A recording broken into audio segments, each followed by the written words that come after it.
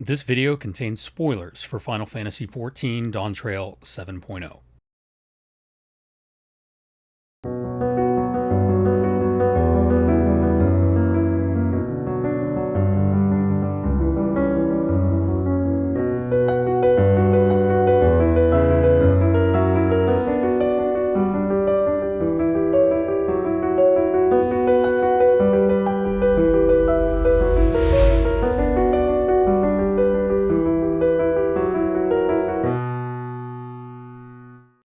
Hello, and welcome to another episode of LoreLines' Between the Lines.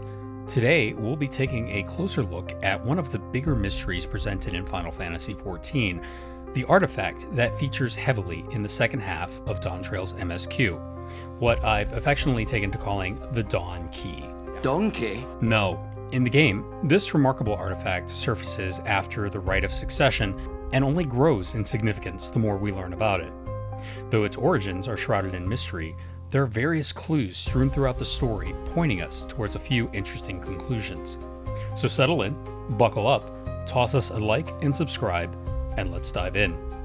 The Dawn Key can be broken into two distinct parts, the core and the housing. The appearance and description of how the core operates is nearly identical to Auracite, and for the purposes of this analysis, I will be referring to it as such. It is encased in a gold lattice that is identical to the helix structures favored by the ancients that can be seen in both Elpis and Amarod. The rest of the key is an electrope housing that was added by the Alexandrian research organization Preservation. They did this in order to enhance their own ability to use it. Much like the Heart of Sabik and the Allagans, however, the researchers of Alexandria were unable to unlock the full potential of the key. They did succeed in discovering the secret to interdimensional fusion, and with this knowledge, we're able to journey between worlds, eventually arriving at the source. It's also worth mentioning that since discovering the legacy of Azem that our Warrior of Light bears, this is the first time we've encountered a relic handled by Azem themselves, as the Stone of Azem that we receive was a recreation made by Emet-Selch in secret. As Azem had renounced their seat on the Convocation and abstained from the Zodiac vote, they were deemed unworthy of remembrance, and no official stone was created.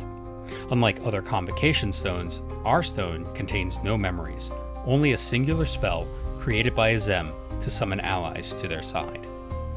In Tales of the Dawn's encore entry, Days Gone By, Days Yet to Come, Hythlodaeus finds one of Azem's concept crystals left in his office, and seeks to return it to his friend. Community speculation suggests that this very concept crystal may be what is contained inside the chalice that contains the key. However, the story also mentions that this is the 14th in a series of concepts created to ease the burden of Azem's travels. So, the description light played on its facets like the surface of a tranquil lake does not match our key, and more closely aligns with that of the Convocation crystals that we received millennia later, albeit a recreation. There's little placid about the facets of that twisted white prism, indicating that it may not be the key that we see that is featured in this story. On this point, we can only speculate on the nature of the crystal in this story, as it may be one of the others that had already been created. Again, there's disagreement among the team regarding the crystal in the story, and until we learn more, it's impossible to say for certain what the crystal was.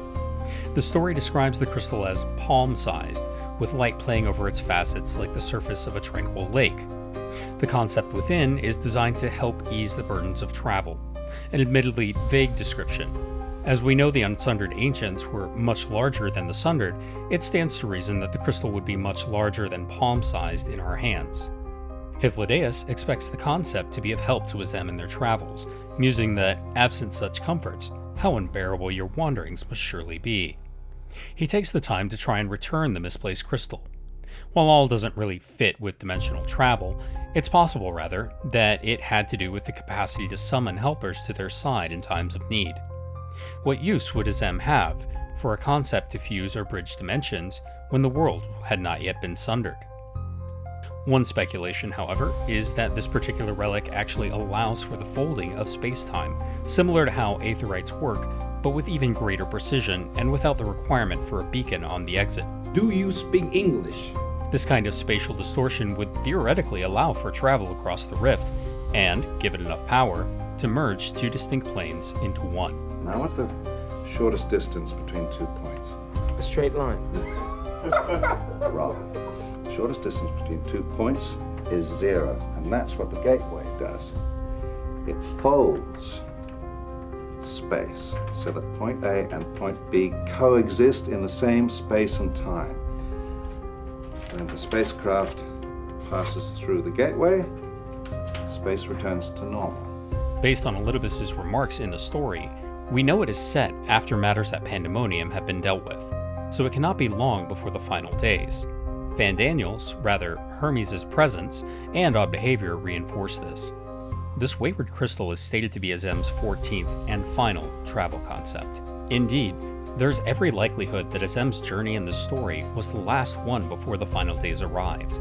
The juxtaposition of Emet-Selch's unguarded happiness on the heels of Azem's departure in the gardens and his anguish and rage after holding out hope for Azem's return longer than any other could not be more stark or more intentional. Whether Hythlodaeus, missing Azem in the garden by moments, instead entrusted the crystal to Emet-Selch, or whether Emet-Selch studied the spell and recreated it after the Sundering. This is the spell and the crystal the short story speaks of. And that is an exciting prospect. We've seen Orosite tied to the zodiac constellations in this game and others, but never has one represented the sun before. So let's recap where the key fits into the story so far. The first time we see the key in-game is after the ceremony for the New Dawn servants, when it is revealed that Zeralja's attendant, Surreal Jah, the palace seer, stole it from the Dawn servants' vault. We see in our Echo Vision Ketenrem's memories. Galuf comments on the glowing stone, and the Head of Reason confirms that the Yakhoi records say nothing about glowing stones when they mined there a millennia ago. Somehow, the same thin area between worlds that gave the Yakhoi dreams of the Golden City allowed a gate from Alexandria to prime the area with enhanced electrope on the source. In the final boss area of the Skydeep Cenote, we see blocks of electrope that seem ghostly, half there. This could imply that they're in the process of merging or traveling to our reality. It could also mean that they're interphased or existing across both phases where the source and Alexandria exist. This is also something that later patches are most likely to expand on, so we may learn more soon. We watch as the strange rock in the cavern, Electrope in truth, suddenly shines brightly and rearranges itself, revealing the gate in a burst of lightning and blinding light. The gate opens, and 2 Lalafell run through carrying a small child. They approach Galuf Baldesion and hand him the child, Grail, along with the artifact. At the time, the focus is mostly on Grail, with the key handed over nearly as an afterthought. But it makes sense why Galul Jaja would have Galuf put a powerful seal on the gate, the artifact being a relic of unknown power from somewhere beyond, which Galuf's studies eventually reveal leads to another reflection. He also stations Ketenrem nearby in Mamuk to keep an eye on it, just in case more people should come through, potentially bringing something even more destructive than a baby. The key was a critical component of Preservation's efforts towards interdimensional fusion, and it's what they used to create the gate and send it to the source. The fact that this room does not change further once the key is brought through reinforces this conclusion, as they no longer have the capability to do so. The next time we see the key is after defeating Zeralja atop Everkeep. His physical form, twisted beyond recognition by all the souls he absorbed, dissipates, leaving the key behind on the ground. Sphene appears, and she describes the key as an artifact that responds to fervent prayers and all-consuming supplications that have given rise to many a miracle. She then sends it through the massive shard gate overhead, which resembles a void gate in appearance, but does not lead to the 13th. It then flashes a bright orange gold before closing, causing the robotic forms of Sphene and Kafkiwa to slump on the ground, inactive.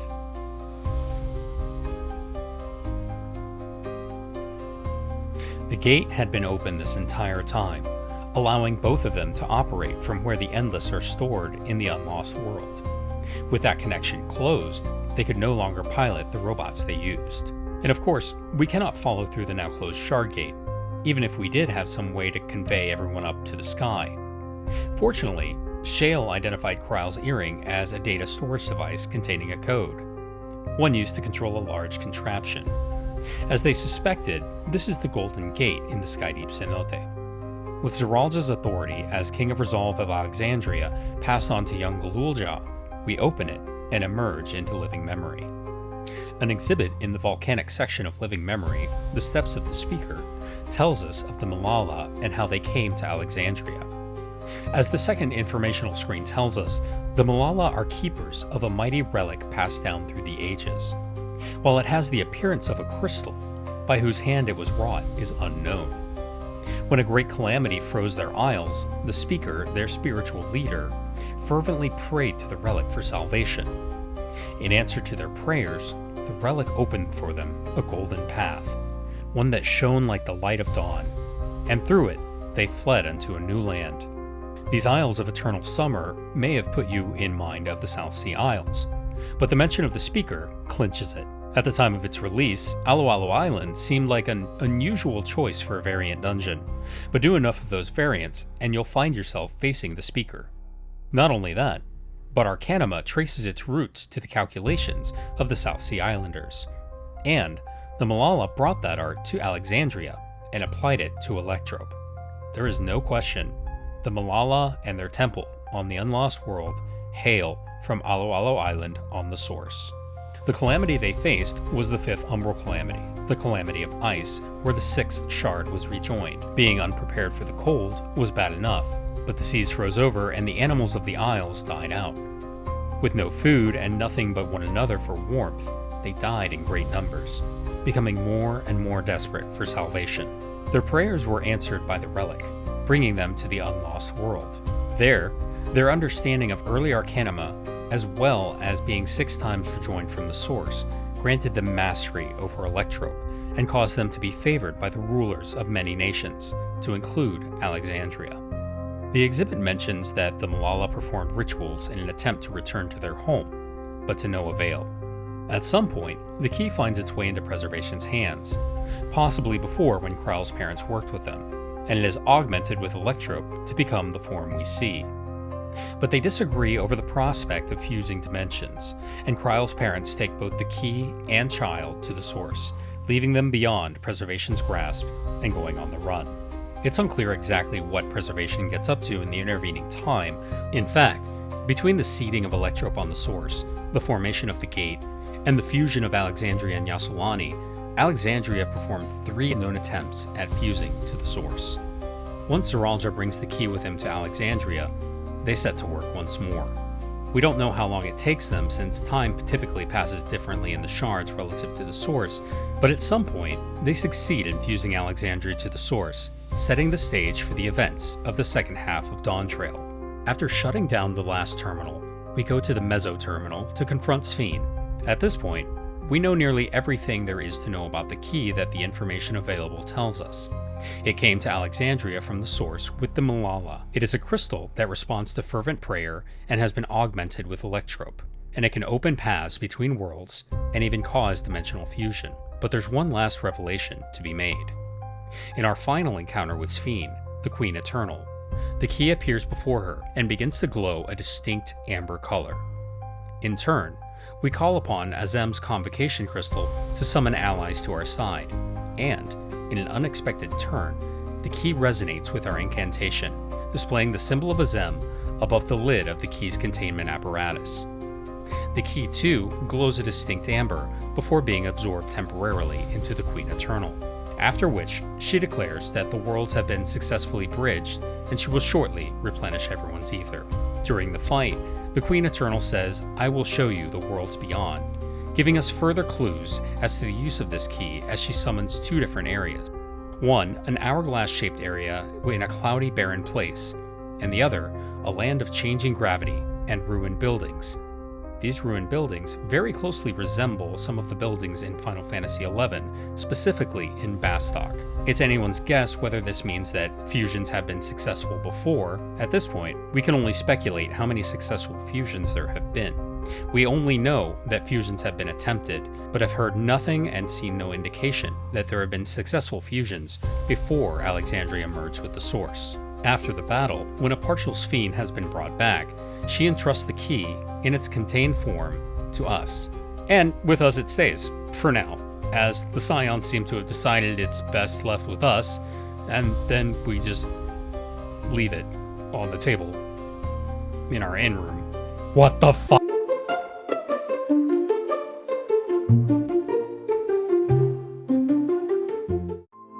As much as we've learned about the key, it's left us with far more questions than answers. Who created the key in the first place, and when?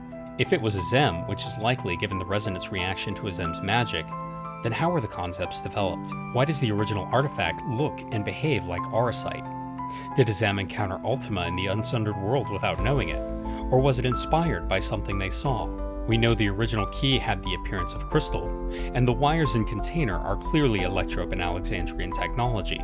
Some have posited that it might predate the sundering. Given that it displays the symbol of Azem, it's a very strong possibility.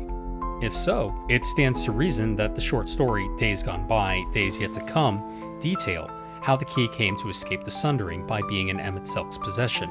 If so, it's curious that he didn't attempt to initiate dimensional fusion through use of the key when trying to rejoin the shards, which lends to the idea that the crystal in the story may not have been the key.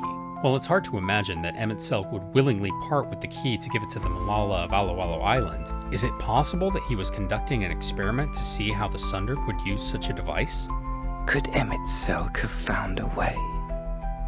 We know that the masks in the volcano heavily resemble Ascian masks, particularly those of Emet-Selch and La Habrea. The third could be Elidibus or Igiorum, but the fourth is the most curious, as it resembles the Scion Traveler's Hood that we receive at the end of Stormblood. More than a few have speculated over the years that this could be the design of Azem's mask.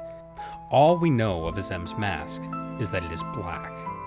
Now, this is pure spitballing, but we know that Emet-Selch took up the mantle of Azem at times after the Sundering. It's not impossible to believe he appeared before the Malala both as Emet-Selch and Azem, donning different masks each time, and, for some yet unknown reason, bestowed upon them the key. Additionally, if the key is unsundered, which I do believe it to be an unsundered relic, much like the Heart of Sabik, then what happened to the others? If there are 14 unsundered relics out there that each serve a different function related to travel, then will we see them? If they've been sundered, what would they look like? And what effects would they have if they're at 814's power on the source? The key has been the source of a lot of speculation and discussion, and presents a bold new direction for the game. It also opens up a lot of possibilities and the opportunity for discussion and speculation usually only afforded near the end of an expansion cycle. We dropped a lot of information in this one, and a lot of speculation. But tell us what you think. Is the key a red herring? Do you think the key is what was featured in the short story Days Gone By, Days Yet to Come? And if so, or if not, please let us know why. How do you think the key got into the hands of the Malala? We're fortunate indeed that we'll only have to wait several months for the possibility of some answers. And if we're very, very lucky, some more questions.